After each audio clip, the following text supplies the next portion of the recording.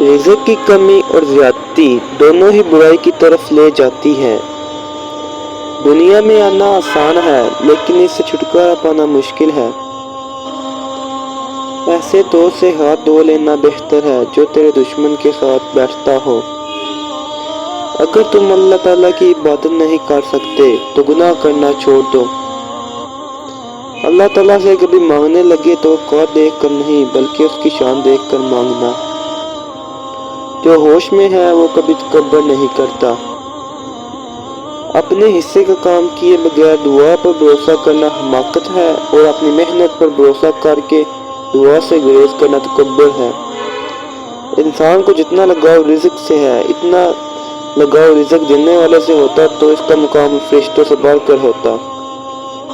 دین غریبوں سے شروع ہوا تھا، غریبوں میں رہ جائے گا۔ یہ ضروری نہیں جو خوبصورت ہو وہ خوبصورت بھی ہو، کام کی چیز اندر ہوتی ہے باہر نہیں۔ تو عجب ہے اللہ اتنی ساری مخلوق میں سے مجھے نہیں بھولتا، میرا ایک اللہ ہے میں اسے بھول جاتا ہوں۔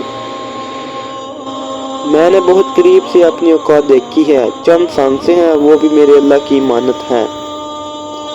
نادان ڈول کی مانند ہوتا ہے، بلند آواز ہوتا ہے مگر اندر سے خالی ہوتا ہے۔